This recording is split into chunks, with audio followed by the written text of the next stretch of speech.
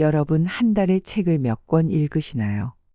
젊었을 땐 책도 많이 읽었는데 점점 노안이 오면서 책과 멀어지게 되죠. 이런 분들에게 윈스턴 처칠이 한 말이 있습니다.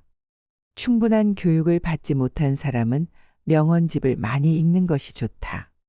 꼭 책을 읽지 않아도 명언만 많이 읽고 들어도 됩니다. 명언만 들어도 성공에 행복한 삶에 도움이 됩니다. 왜 그럴까요? 명언은 기나긴 역사의 풍파를 헤쳐나온 명문장이기 때문에 그렇습니다. 성공한 사상가, 작가, 지도자, 예술가들의 입에서 나온 말입니다. 그들이 성공하는 데 도움을 받았던 삶의 지혜가 녹아 있습니다. 그러니 독서를 하지 않더라도 명언을 많이 접하면 삶을 지혜롭게 영위할 수 있습니다. 오늘은 인생명언이란 책에서 삶을 지혜롭게 해주는 내용을 살펴보겠습니다. 명예를 잃으면 모두 잃는 것이다. 이름은 큰 재산보다 값지고 명성은 은보다 금보다 낫다. 성경. 명예를 얻는 길은 정도를 행하는 데 있다. 프랜시스 베이컨. 명예는 물 위의 파문과 같으니 결국은 무로 끝난다. 윌리엄 셰익스피어. 청년들에게 출세의 중요 3가지 요건을 꼽으라면 명예, 돈, 권력으로 수렴되지 않을까 싶다. 성공과 행복을 위해 필요한 핵심 요소라 생각해서일 것이다. 이 3가지는 모든 사람이 추구하는 것이어서 그만큼 경쟁이 치열하다. 셋 다 갖고 싶겠지만 현실적으론 자기 능력의 한계를 느껴 한 가지 혹은 2가지에 집중하는 사람이 많다. 문제는 욕심이다. 셋 중 한 가지를 갖게 되면 다른 2가지는 크게 힘들이지 않고도 얻을 수 있기에 기를 쓰고 모두 가지려는 경향이 있다. 그러다 낭패당하는 사람을 우리는 자주 본다. 김대중 대통령은 취임 초기 중앙부처 고위 공무원들이 한데 모인 자리에서 이런 말을 했다. 여러분은 벌써 출세한 사람들입니다. 고등고시에 합격했거나 정부 주요 보직을 맡아 명예와 권력을 한 몸에 지니고 있습니다. 거기다 돈까지 갖겠다고 나서면 사고 날 가능성이 있습니다. 부디 여러분의 명예에 누가 되지 않도록 청렴한 공직자가 되십시오. 현실을 정확히 꿰뚫어 본 말이다. 인간에겐 인정 욕구라는 게 있다. 남들에게서 훌륭하다고 칭송받고 싶은 마음 말이다. 너나 할 것 없이 명예를 중시하는 이유다. 명예란 세상에서 훌륭하다고 인정되는 이름이나 자랑 또는 그런 존엄이나 품위를 말한다. 사회적, 도덕적으로 두루 인정받아 스스로 자부심을 느낄 수 있는 공적이나 성과라고도 할 수 있다. 명예는 동서고금을 막론하고 출세의 최고 요건으로 여겨진다. 돈이나 권력보다 값진 요소다. 돈이나 권력이 아무리 많다 한들 명예를 잃으면 모든 것을 잃는 것으로 간주된다. 그래서 우리는 명예라는 낱말을 즐겨 사용하는가 보다. 명예회장, 명예교수, 명예박사, 명예회원, 명예시민. 명예를 구하려면 2가지 조건이 필요하다. 명성과 자랑거리가 그것이다. 명성이란 이름값이다. 사람이 살며 이름값을 못하면 헛수고한 것이나 다름없다. 호랑이는 죽어 가죽을 남기고 사람은 죽어 이름을 남긴다는 속담이 이를 말해준다. 단지 명성이 높다고 해서 명예로운 것은 아니다. 사회적으로 훌륭하다고 인정되는 자랑스러운 태도나 행동이 필요하다. 명성이 다소 낮더라도 자랑스러운 행동에 힘입어 한순간에 명예를 얻는 사람도 있다. 명예를 얻고자 할 때 정도를 걷는 것이 중요하다. 옳은 길을 걷지 않고 명예를 얻기가 쉽지 않을 뿐더러 설령 얻었다 해도 사상누각이 될 가능성이 있다. 현인들은 입을 모아 이 점을 강조한다. 명예는 밖으로 나타난 양심이며 양심은 안에 깃든 명예다. 아르투어 쇼펜하우어. 부귀와 명예는 그것을 어떻게 얻느냐가 중요하다. 도덕의 근거를 두고 얻은 부귀와 명예라면 산골에 피는 꽃과 같다. 나폴레옹 1세. 사기쳐서 성공하기보다는 명예롭게 실패하라. 소포클레스. 명예는 얻기도 어렵지만 지키기는 더 힘들고 어렵다. 프랑수와 볼테르는 너무나 유명해진 이름은 얼마나 무거운 짐이 되는지 모른다 라고 했으며, 헤라클레이토스는 명예는 신도 인간도 모두 노예로 만든다 라고 했다. 또 퇴계 이왕은 부귀는 흩어지는 연기와 같고 명예는 날아다니는 파리와 같다 라고 말했다. 하지만 명예는 돈이나 권력과 달리 설령 부질없다 해도 우리 모두 힘써 구하고 지켜야 할 소중한 가치다. 우리가 찾는 행복의 제일 원천이기 때문이다. 돈, 명예의 권력 중 뭐가 가장 중요할까요? 돈과 권력이 최고일까요? 아닙니다. 명예가 최고입니다. 돈은 있으면 좋겠지만 없어도 행복한 삶을 사는 데는 지장이 없습니다. 권력을 가진 사람은 몇이나 될까요? 그래도 사람들은 잘만 삽니다. 있으면 공연히 다른 사람을 해치게 될 공산만 키웁니다. 명예는 어떻습니까? 명예는 다른 사람들의 인정입니다. 멋지게 살았다고, 품위 있게 살았다고 남들이 인정해 주는 겁니다.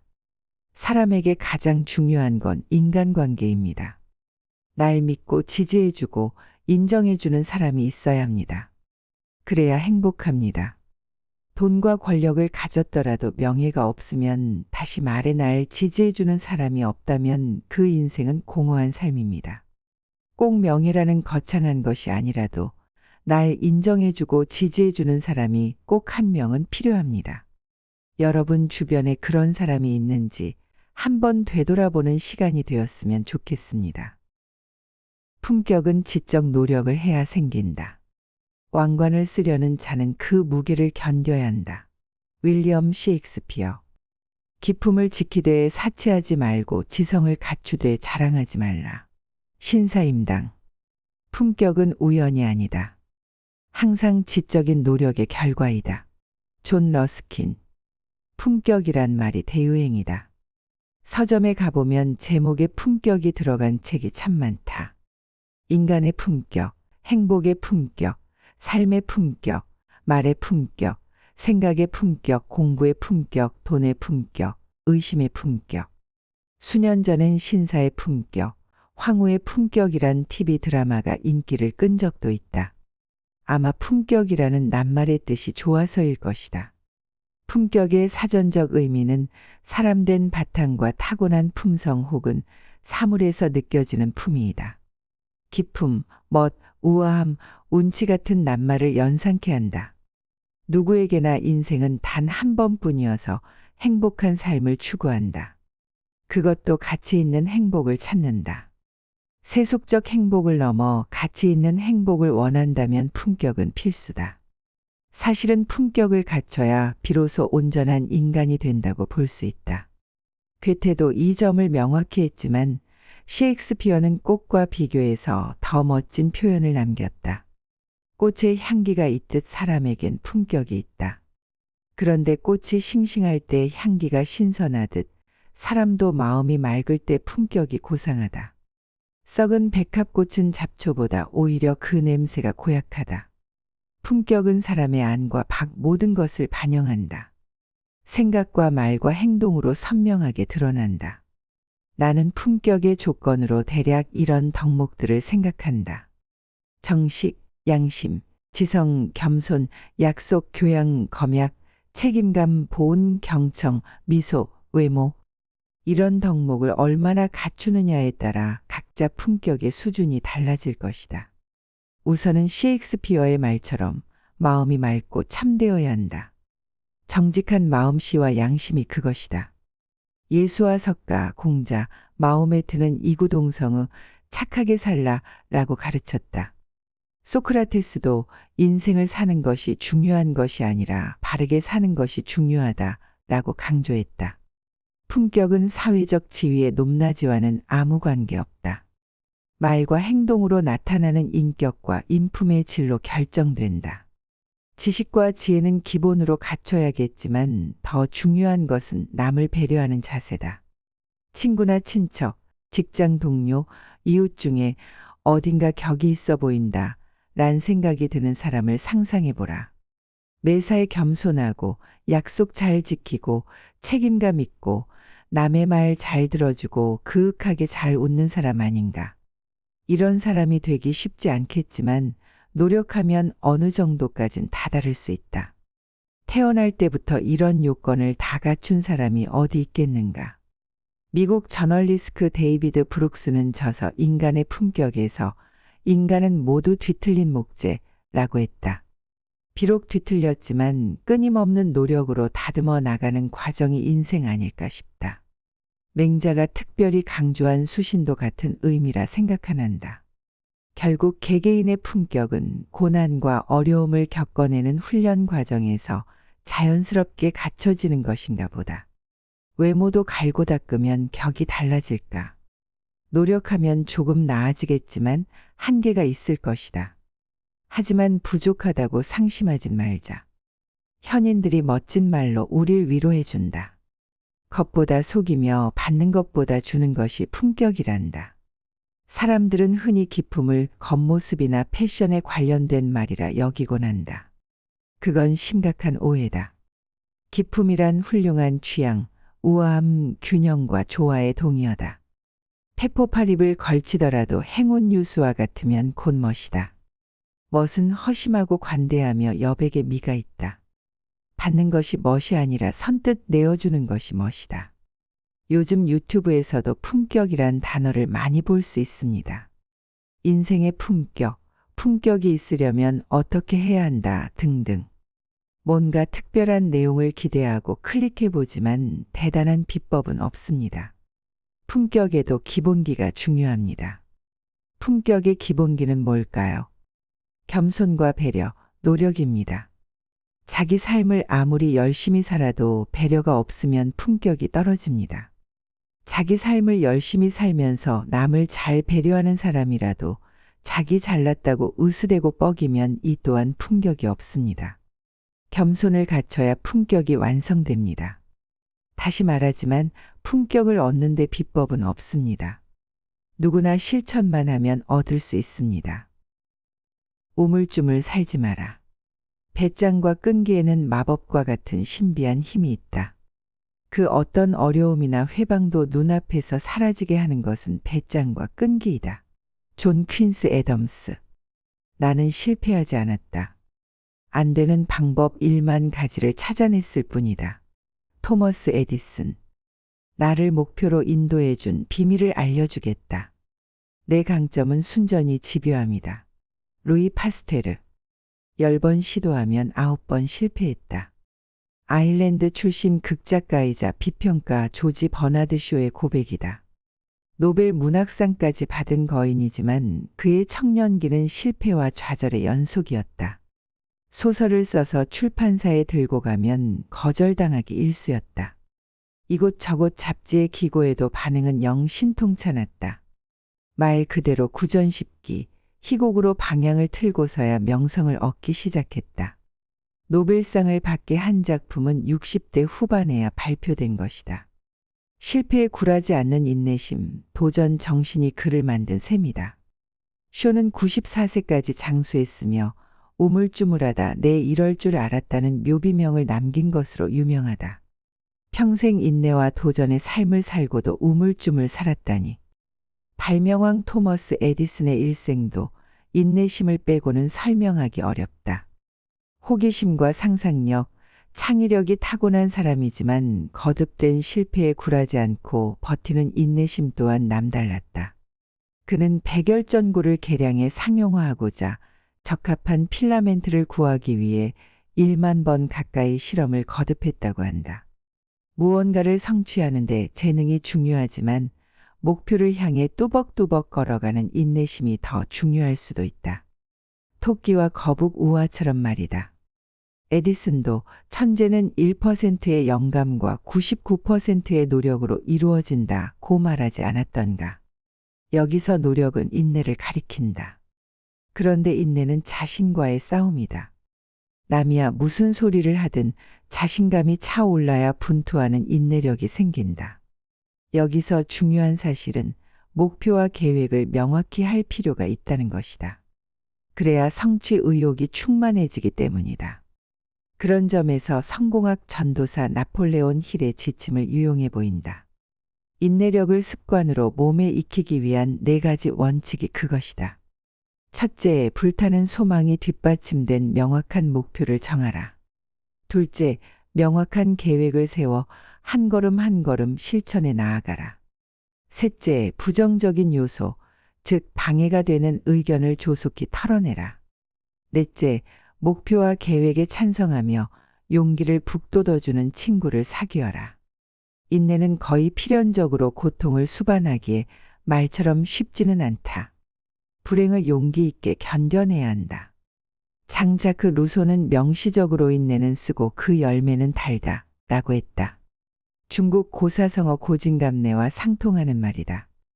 열매 혹은 단 것을 취하기 위해 일정 기간 고통을 참아내지 않으면 안 된다는 뜻이다. 고통의 기간을 버티지 못하고 주저앉아 버리면 삶이 힘들어진다. 하지만 우리네 인생이 100m, 200m 같은 단거리 경주가 아님을 안다면 참는 게 마냥 힘든 것만은 아닐 수 있다. 타고난 재능이나 순발력, 민첩성이 부족하면 인생 초반이 조금 고통스러울 것이다. 하지만 인생은 오래 달리기나 마라톤이기에 그런 고통을 상쇄시킬 수 있는 기회는 얼마든지 있다. 인내심의 효능은 무궁무진하다. 그것은 당면한 목표를 달성하기 위해 끊임없이 도전하는 자기뿐만 아니라 그저 참고 견디는 부자기도 포함한다. 자녀의 뒤처진 성장을 느긋하게 기다려주는 부모의 여유, 시어머니 닭달에 대꾸하지 않고 꼭 참아 넘기는 며느리의 지혜가 여기에 해당한다. 철학자 버트런드 러셀의 통찰이다. 참을성이 적은 사람은 그만큼 삶에 약한 사람이다. 겨울을 참고 기다린 나무가 봄에 새순을 틔우듯 참고 기다리는 힘이 없으면 광명을 얻기 힘들다. 질병과 장애는 인생의 동반자. 질병은 인생을 깨닫게 해주는 위대한 스승이다. 유럽격언. 나는 하나의 눈을 잃는 대신 1000개의 눈을 얻었다. 로버트 서먼. 질병은 죽음에 대한 수련이다. 병을 통해 인간은 성숙해진다. 병을 통해 인간은 죽음 저편의 세계를 깊이 묵상할 수 있게 된다. 알베르 까미. 질병과 장애는 인생의 동반자다. 건강은 질병이 잠시 휴가를 떠난 상태라는 독일 과학자 헬무트 발터스의 표현은 탁월하다. 실제로 우리 모두는 질병 혹은 장애와 더불어 살아간다. 정도의 차이가 있을 뿐이다. 대학병원에 가보면 회복하기 힘든 중증 환자가 왜 그렇게 많은지, 또 장애시설에 가보면 각종 장애로 고생하는 사람이 왜 그렇게 많은지 모른다. 나이와 상관없다.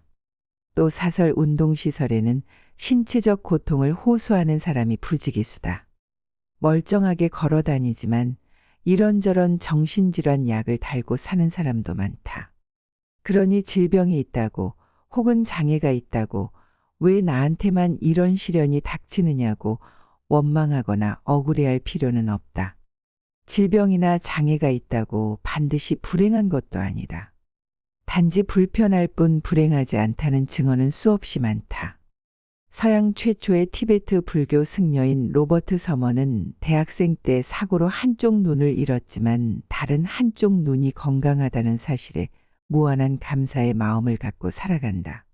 질병이나 장애가 있다고 절망해서는 안 된다는 메시지를 온몸으로 전하고 다니는 사람이 있다. 언젠가 한국을 방문해 TV 프로그램에도 출연한 적이 있는 호주 출신 목사 닉 부이치치. 그는 몸통에 작은 왼발 하나만 달고 태어났다. 어릴 적 심한 우울증에 빠져 3번이나 자살을 시도했으나 신체 장애인이 너 말고도 많다는 부모 격려의 힘을 얻어 정신적으로는 건강하게 성장했다. 대학에서 회계학과 재무학을 전공했으며 목사 안수까지 받았다. 왼발의 2발가락을 사용해 글씨를 쓰고 발 뒤꿈치와 발가락을 이용해 컴퓨터 자판을 두드린다. 특수장치를 이용해 골프도 치고 수영도 하고 드럼 연주까지 한다. 일찌감치 결혼해서 자녀도 뒀다. 지금은 비영리단체 사지 없는 인생 대표를 맡아 전 세계인들에게 희망과 용기를 불어넣고 있다. 그의 극기 사례를 생각하면 웬만한 질병이나 장애는 명함도 못 내민다. 희망을 잃으면 팔다리를 잃는 것보다 훨씬 더 치명적이다. 자신을 어렵게 만드는 장애가 있다면 그 시련을 이겨낼 만한 능력도 축복으로 받았다고 믿어라. 닉 목사의 말이다. 그의 극기는 역시 시련에 굴복하지 않는 희망과 도전 덕분이다. 그가 입에 달고 사는 나는 행복하다는 고백이 얼마나 진정으로 다가오는지 모른다. 감당하기 힘든 질병을 경험하다 보면 인생을 새롭게 깨달을 수 있다. 질병을 인생의 훌륭한 교사라고 말하는 사람도 있다. 우리가 가진 탐욕을 걷어내고 세상을 향해 겸허한 마음을 가질 수 있음은 큰 수확이 아닐 수 없다. 질병은 일찍 도래한 일종의 노년이라고 볼 수 있다. 그것은 우리가 이 땅에 사는 존재라는 사실을 알고 겸손하도록 가르친다. 또 인생의 순리를 가르쳐 준다. 당신은 폭풍우를 잠잠하게 할 수 없다. 그러니 애쓰지 마라. 당신이 할 수 있는 것은 스스로 잠잠히 있는 것이다. 그러다 보면 폭풍우는 지나간다. 미국 작가 팀버 호크아이의 질병 대처법이다. 본인 혹은 가까운 사람이 큰 병에 걸렸다면 치료는 의술에 맡기고 삶의 의미를 참되게 되새기는 노력을 해보는 게 어떨까 싶다. 매사에 만족하고 감사하는 마음, 주변 사람들과의 관계 개선 노력, 기도하는 자세가 중요하다. 그러면 일상의 평화가 도래할 것이다. 마음이 평온해야 몸속 상처가 아문다. 여러분, 교통사고를 당해 전신마비가 되는 상상을 해보신 적 있나요? 연구에 따르면 전신마비가 되어도 모두가 불행해지는 건 아닙니다. 전신마비가 되었다고 절망에 빠져 삶을 내팽겨치는 사람이 열의 7입니다. 열의 3은 전신마비가 오히려 삶을 더 행복하게 만들었다고 답합니다. 어떻게 전신마비가 삶을 더 행복하게 만들었다고 답할 수 있을까요? 불편한 게 이만저만이 아닐 텐데. 이 사람들은 이렇게 말합니다. 사고 전에는 내가 뭘 가졌고 내가 어떤 일을 못했는지에 집중했다고 합니다. 사고 후에는 오로지 내가 뭘 할 수 있는지에만 집중했다고 합니다. 그랬더니 삶의 희망을 찾고 오히려 사고 전보다 삶을 더 열정적으로 살게 되었다고 말합니다. 이처럼 같은 질병이라도 내가 어떻게 반응하는지에 따라 삶의 모습은 극과 극이 됩니다. 인간인 이상 질병 없이 살기란 어렵죠. 만약 여러분 삶에 질병이 찾아온다고 해도 질병을 스승으로 여기는 자세를 가지시길 바랍니다. 질병을 발판 삼아 오히려 더 행복한 삶을 살아가시길 바라겠습니다. 감사는 최고의 항암제다. 세상에서 가장 사랑받는 사람은 모든 사람을 칭찬하는 사람이요 가장 행복한 사람은 감사하는 사람이다. 탈무드. 세상에서 가장 쓸모없는 인간은 감사할 줄 모르는 인간이다. 요한 볼프강 폰게테. 감사하면 젊어지고 감사하면 발전이 있고 감사하면 기쁨이 있다. 칼 힐티. 감사는 행복으로 가는 길목에 있다. 감사하는 마음을 가지면 행복하고 그렇지 않으면 불행하다. 행복하기 때문에 감사한 것이 아니라 감사하기 때문에 행복하다. 감사야말로 가장 위대한 덕목이며 행복의 지름길임에도 우리는 감사에 더디다. 감사할 거리를 찾기 힘들어서일까? 이런 말 한번 음미해보자. 신은 오늘 하루만 86,000초라는 시간을 선물로 주었다. 그중 단 1초라도 감사하다는 말을 건네는 것이 어떨까? 윌리엄 워드. 하루 동안 나를 위해 10만 번이나 뛰어준 심장과 폐에 감사하라. 임창생. 분명 감사할 일임에도 우리는 감사하다는 생각을 하지 않고 산다. 유대인 집안에선 매일 100가지 이상 감사할 거리를 찾는다고 한다. 하루 100가지 이상 감사할 거리를 찾다니 세상 만사 모든 게 감사할 일 아니겠나. 나는 매일 기도할 때 소설 홍당무로 유명한 프랑스 작가 쥘 르나르의 아침 기도문을 함께 묵상한다. 아침에 일어나니 눈이 보인다. 귀가 즐겁다. 몸이 움직인다. 기분도 좋다.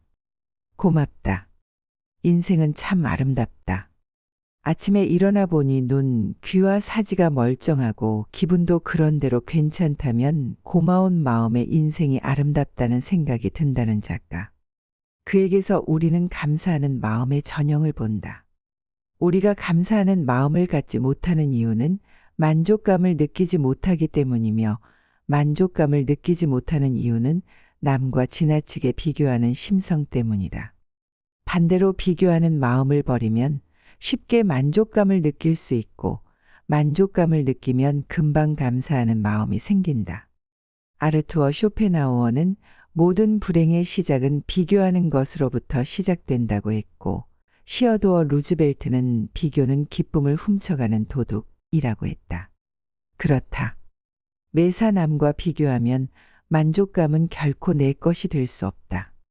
온 세상에서 1등을 하지 않는 한 불평불만이 사라지지 않을 수도 있기 때문이다.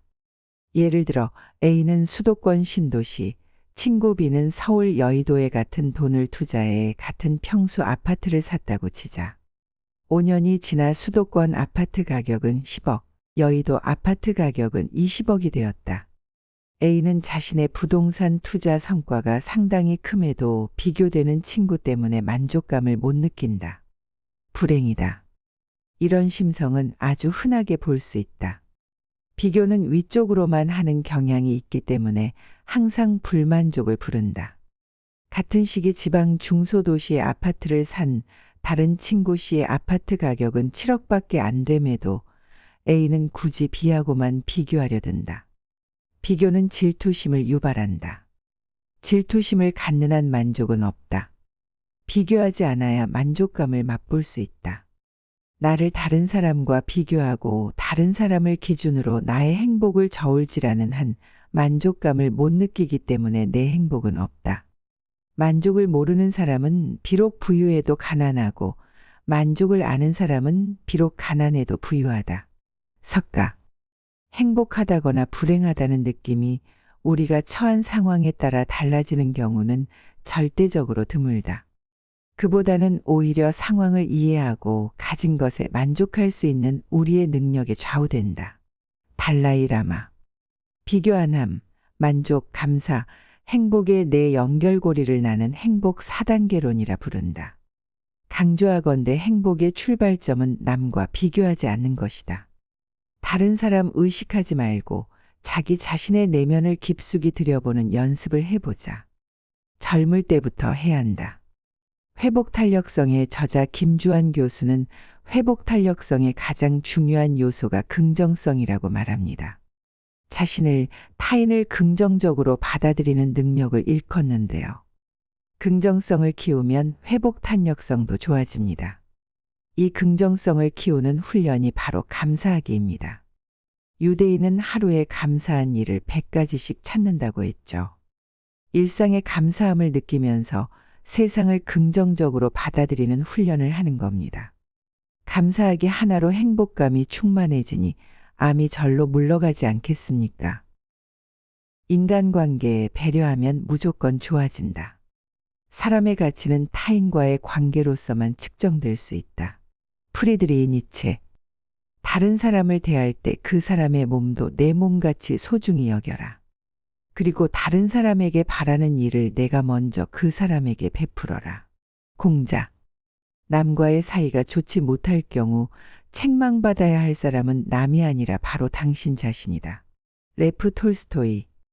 인간관계는 이 세상에서 가장 중요하면서도 가장 어려운 문제다. 인간은 사회적, 정치적 동물이어서 남과 더불어 살지 않으면 안 된다. 가족, 연인, 친구 같은 개인뿐 아니라 학교, 직장, 군대 같은 조직과도 관계를 맺고 살아야 한다. 그 관계가 원활하면 삶이 편하고 행복하겠지만 그렇지 않을 경우 매사가 힘들고 불행해진다. 로마 철학자 키케로는 행복의 90%는 인간관계에 달려있다라고 했다. 가정생활, 직장생활, 사회생활이 모두 인간관계로 이루어지기 때문에 어쩌면 당연하다겠다. 가정생활만 해도 부부간, 자녀 간, 부모 자녀 간 관계의 좋고 나쁨에 따라 행복과 불행이 갈린다. 직장이나 사회에서의 인간관계는 사회적 성공 여부를 결정짓게 된다. 인간관계는 가급적 친구를 많이 만들고 적을 만들지 않는 지점에서 시작된다. 20세기 최고의 인간관계 연구자 데일 카네기는 저서 인간관계론에서 사람을 다루는 기본 방법으로 다음 세 가지를 제시했다. 첫째, 비판하거나 비난하거나 불평하지 않는다. 둘째, 솔직하게 진심으로 인정하고 칭찬한다. 셋째, 다른 사람에게 열렬한 욕구를 불러일으킨다. 그는 또 사람들이 당신을 좋아하도록 만드는 6가지 방법을 다음과 같이 정리했다. 첫째, 다른 사람에게 진심으로 관심을 가져라. 둘째, 웃어라. 셋째, 상대방의 이름은 모든 말 중에 가장 달콤하고 중요한 말로 들린다는 점을 명심하라. 넷째, 잘 듣는 사람이 되어라. 다른 사람들이 자신에 대해 이야기하도록 만들어라. 다섯째, 다른 사람의 관심사에 맞춰 이야기하라. 여섯째, 다른 사람으로 하여금 자신이 중요한 사람이라고 느끼도록 만들어라. 이 모든 것을 한마디로 축약하면 타인에 대한 배려와 존중 아닐까 싶다. 가족이든 연인이든 친구든 직장 동료든 상대방을 배려해서 생각하고 말하고 행동하면 관계가 좋아질 수밖에 없다. 위에 소개한 공자의 가르침이 바로 그것이며 기독교 황금률을 포함해 다른 종교에서도 이를 비중 있게 다루고 있음은 우연이 아니다. 또 한 가지 중요한 점은 대인관계가 원만하지 않을 경우 그 책임이 대부분 본인에게 있다는 것이다. 그런데 사람들은 이를 간과한 채 살아간다. 사이가 좋지 않으면 상대방의 인간 됨됨이를 욕하고 다수와 좋지 않을 경우 세상을 원망하기 일쑤다. 자신이 반성하고 고치면 간단히 풀릴 문제를 상대방 책임으로 떠넘긴다. 해결점을 찾지 못하고 관계가 더 악화되는 모습을 우리는 흔하게 볼 수 있다. 그래서 나쁜 인간관계는 타인의 거울에 비친 자신의 일그러진 얼굴인 셈이다. 나쁜 관계가 드리워지는 즉시 가슴에 손을 얹고 반성해 봐야 하는 이유다. 반대로 자존감이 지나치게 낮을 경우 다른 사람들로부터 이유 없이 무시당해 관계 악화를 초래하는 경우도 종종 있다. 맹자의 통찰이 돋보인다. 사람은 반드시 스스로를 업신여긴 후에 남이 그를 업신여기며 집안도 반드시 스스로 비방한 후에 다른 사람들이 그 집을 비방하며 나라도 반드시 스스로 공격한 후에 다른 나라가 그 나라를 공격한다. 자기 비하를 경계해야 한다. 인간관계에서 조금만 생각하면 누이 좋고 매부 좋은 상황을 만들 수 있다. 마크 트웨인이 명쾌하게 짚어준다. 자신의 기운을 북돋울 수 있는 가장 좋은 방법은 다른 사람의 기운을 북돋워주는 것이다. 남을 띄워주면 감사 인사까지 들으면서 나도 함께 뜰 수 있다는 뜻이다. 죽기 직전에 사람들이 가장 후회하는 일이 뭘까요? 인간관계에 대한 후회입니다. 가족들에게 사랑한다고 한 번이라도 더 말할 걸. 소중한 친구를 한 번이라도 더 만날 걸. 그때 그렇게 말하지 말 걸. 남과 관계를 잘 맺으려면 먼저 자신과 관계를 잘 맺어야 합니다. 자신을 소중히 대하고 존중할 줄 알아야 합니다. 그런 사람이 남들도 소중히 대하며 존중합니다. 이런 사람은 다른 사람과 관계가 안 좋을래야 안 좋을 수가 없습니다. 인간관계 때문에 고민이라면 내가 나 스스로를 잘 아끼고 있는지부터 돌아볼 필요가 있다고 생각합니다. 오늘 영상은 여기까지입니다. 유익하셨다면 좋아요와 댓글을 달아주세요. 여러분 인생의 지혜를 보내드리는 인생책이었습니다. 감사합니다.